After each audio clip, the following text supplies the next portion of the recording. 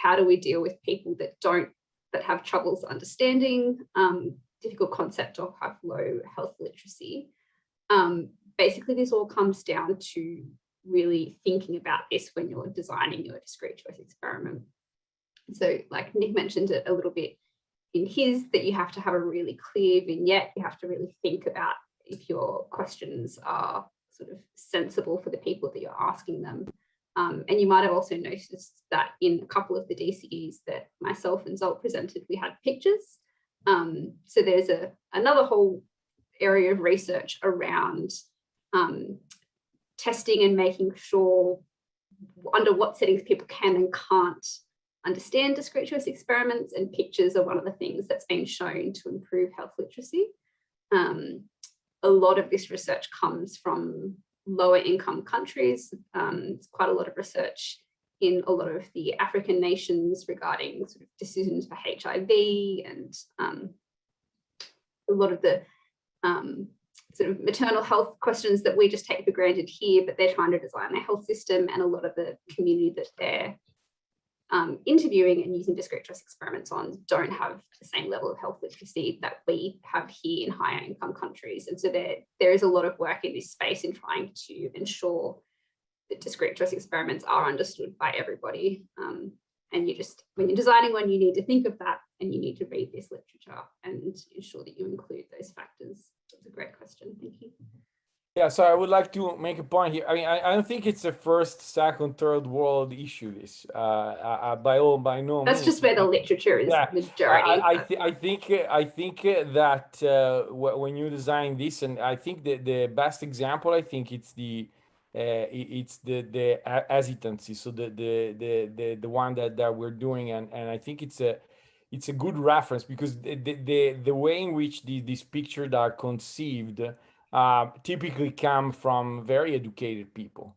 So without doing what Laura said and understanding the mindset, it can create a significant bias.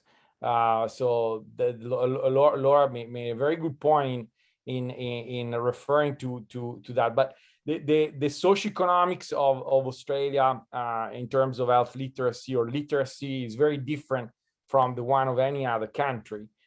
So we have really I think we have really to spend quite a bit of time, especially if we want to standardize the tool across different regions, communities, and even more so countries. And that in itself poses some challenges.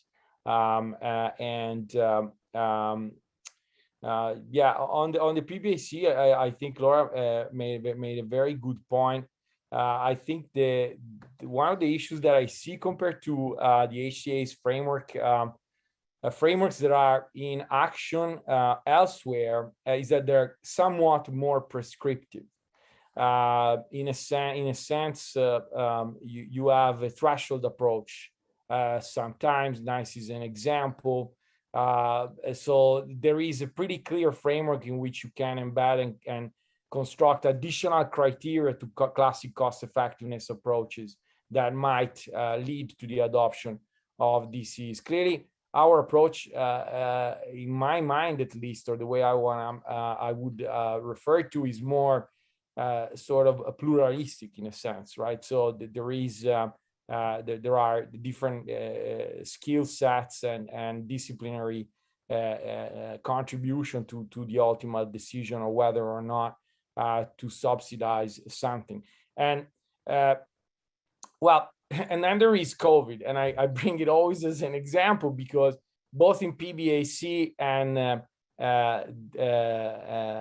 AMSAC, now I have to say that in this period of time, decisions have been made very fast to include or exclude or change the funding. If you think of telehealth, for example, services, even reimbursement changes to some of the medical benefit schedule and the pharma-based ones. I think that is a clear example on how fast decision making can happen without necessarily considering what's basically in front of you.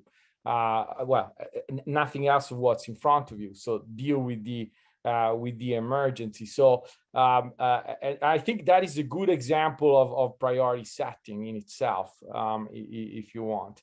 Obviously, these frameworks are complex to embed in a formal framework, but it's happening. And again, it's an additional information tool to come to a more or let's say a less ad hoc decision making process.